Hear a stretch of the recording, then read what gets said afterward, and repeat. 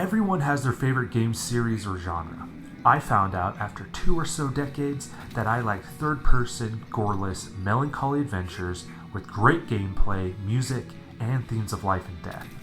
Team Ico's 2005 masterpiece, Shadow of the Colossus, released originally for the PlayStation 2, is one of these games. During Shadow's release, I subscribed and read various video game magazines and websites. When I read reviews for the game, they had me very curious and excited to try out Shadow of the Colossus for myself.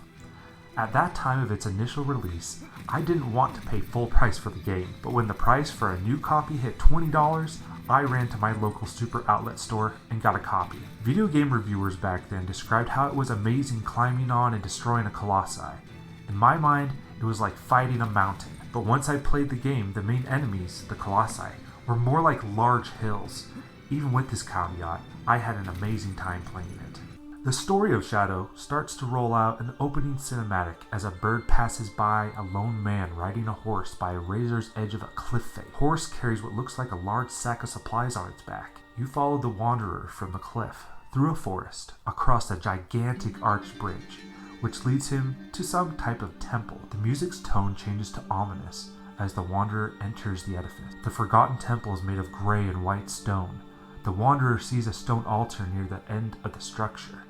From the player's perspective, we are shocked to see, as the wanderer unwraps the sack on the back of the horse, the contents therein are not supplies, but the human body of a young woman.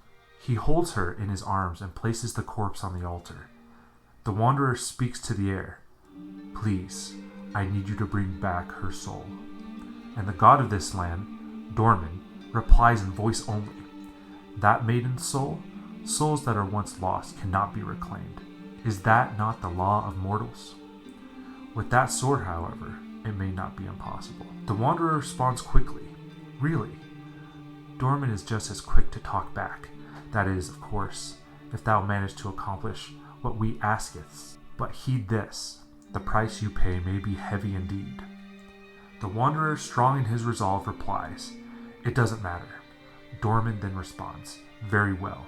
Raise thy sword by the light, and head to the place where the sword's light gathers." From here, the player finds their first colossi by following the game's compass.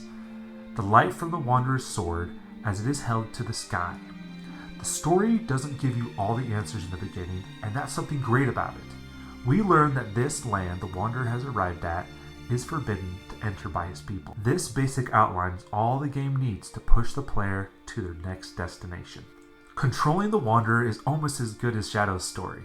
The wanderer can run, jump, roll, swing his sword, hold or grab onto ledges, shoot arrows with his bow, and ride on horseback to encounter the game's only enemies, the colossi. Colossi are giant monsters made out of stone and dried gray hair. Each colossus has a different design and are in themselves puzzles. The goal of each colossus is to somehow get on them, navigate to the vulnerable spot on their body, and plunge your sword into it. The vulnerable spot is shown as a glowing white insignia spouting a small fountain of black mist.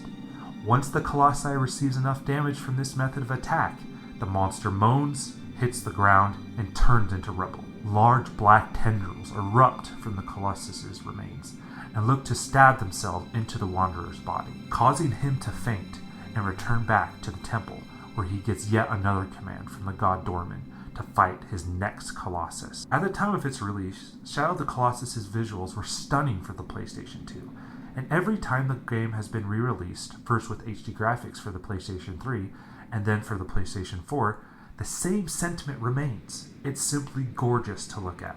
From the dark mosses to the subtle hints of green on the grassy field you navigate, everything feels intentional to the game's themes. The music is one of the strongest characters in the games.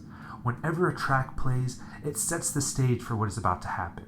There are themes for entering the Colossus' den, the fight itself, when you are gaining an upper hand in the fight, and when the Wanderer defeats each boss.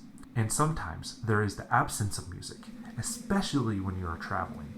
The quiet sequences are tastefully chosen and elevate the loneliness you feel in this abandoned land.